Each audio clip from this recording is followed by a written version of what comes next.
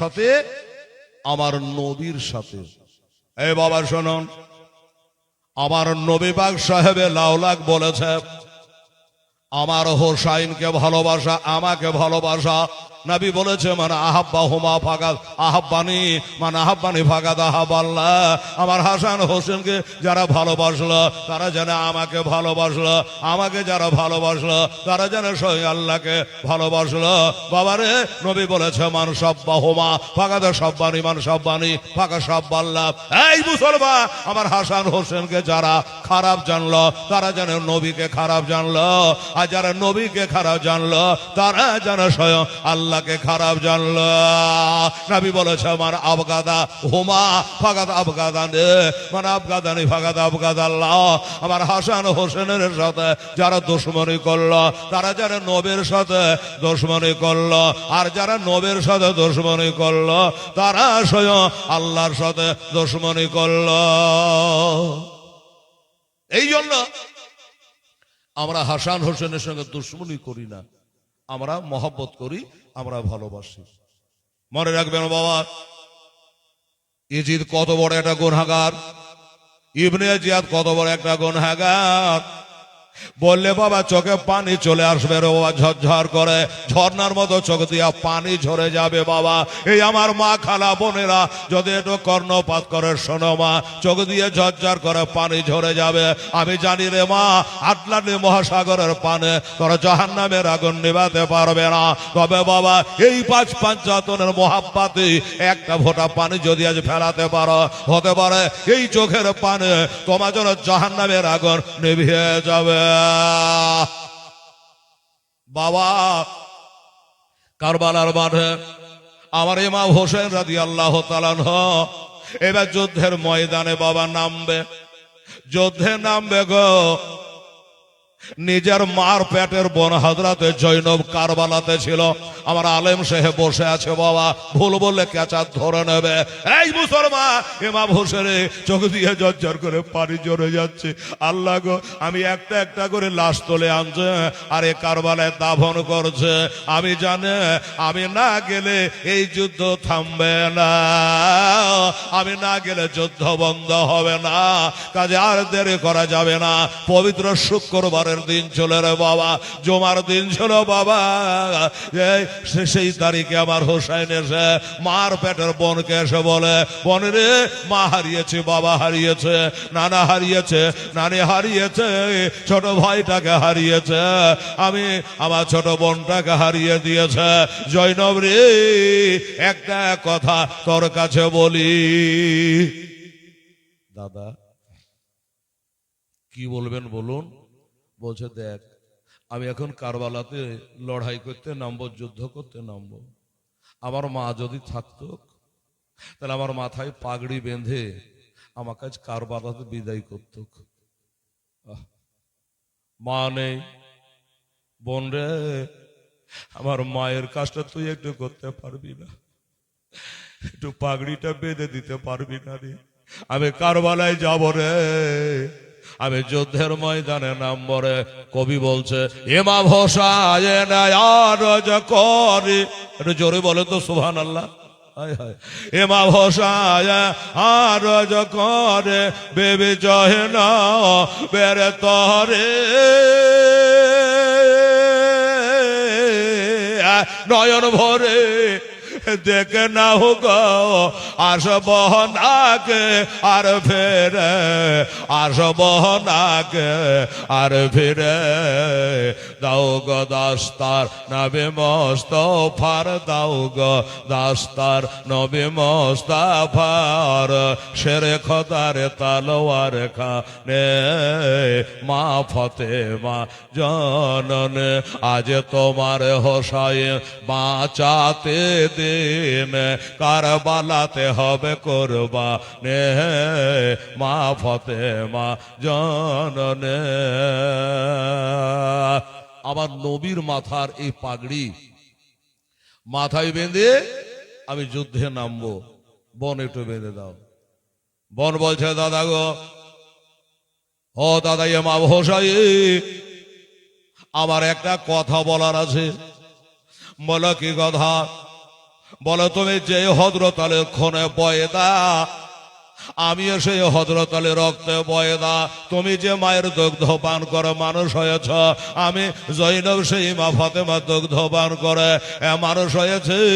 তোমার যদি কিছু হক আছে তা আমারও হক আছে।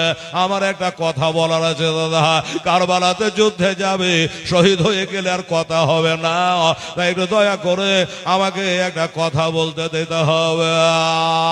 বলে জৈনব রে, তোর মা নাই বাবা নাই, আমার সামনে বলবি না তো কার সামনে বলবি বহিন একবার বল। তখন বিবি জৈনব বলছে, বিবি জৈনব আরজ করে ইমাম হোসাইনের তহরে, আজ মুসিবতে সাদকা দিলে রহম করে আল্লাহ তাহারে, রহম করে আল্লাহ তাহারে।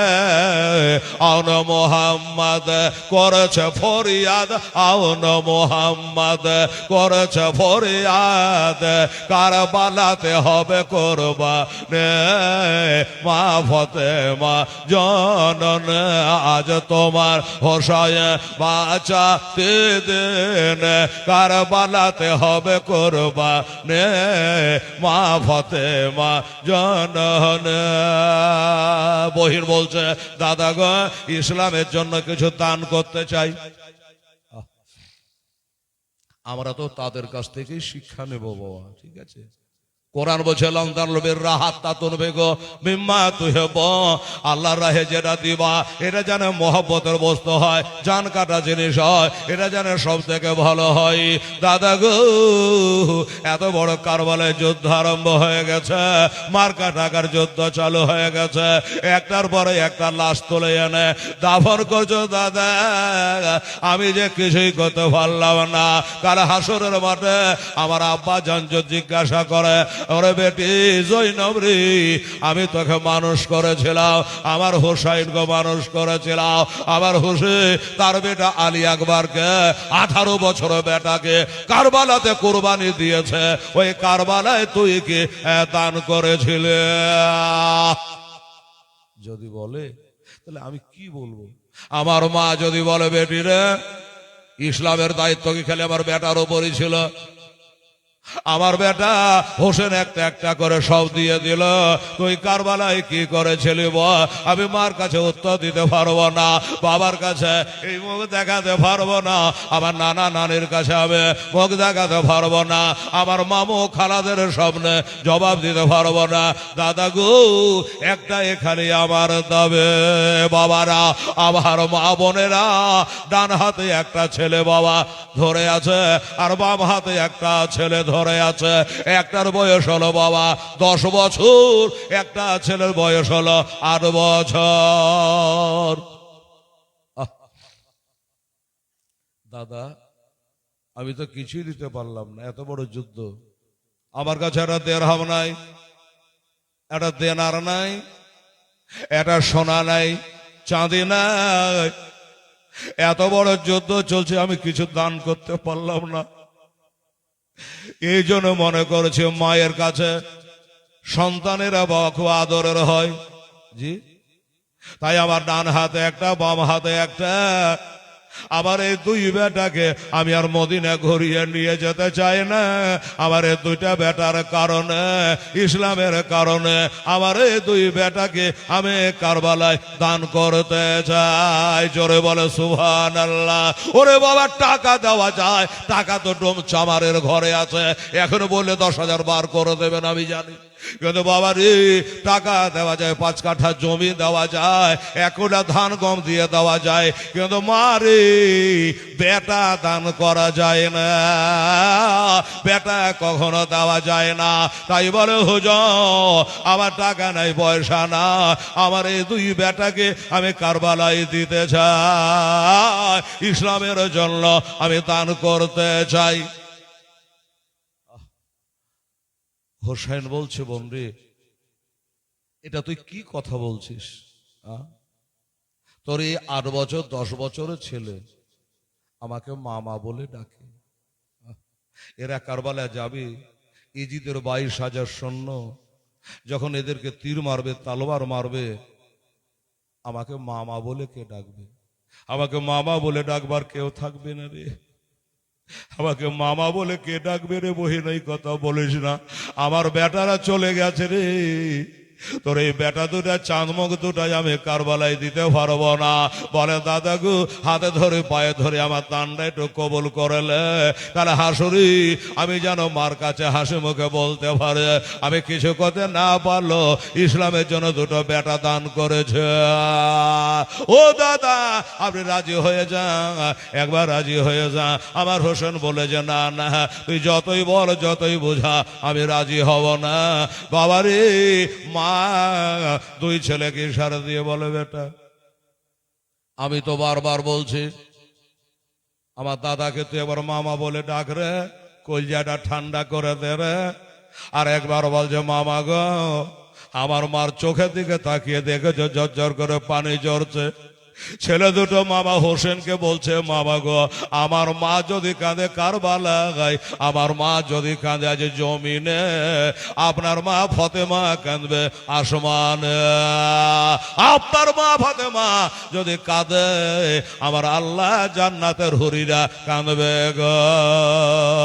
এই জন্য আমার মা যে কথাটা বলছে আপনি মেনেলে রাজি হয়ে যাও, আর আমাদের অর্ডার করে দেন মামা, আমরা কারবালায় যুদ্ধে নামব। হোসেন বলে বেটা, ইয়েজিদের 22,000 সৈন্য নেমেছে, আর তোরা ছোট ছোট 8 বছর 10 বছরের ছেলে, তোরা যুদ্ধ করতে যাবে? এটা কেমন করে হয় রে বাবা? আমি থাকতে তোরা যুদ্ধে কেন যাবে? বাবা তোরা যাস না, তোরা থাক, আমি যাই। আমি না গেলে এই যুদ্ধ বন্ধ কোনো মতে হবে না বাবা, তাই থাক। কি করা যাবে? জৈন বলে এত করে আমার ভাইকে বোঝালাম, এত করে বোঝালাম, আমার ভাইয়ের মনটা গলাতে পারলাম না, রাজি করাতে পারলাম না, আমার দানটা কবুল করলো না।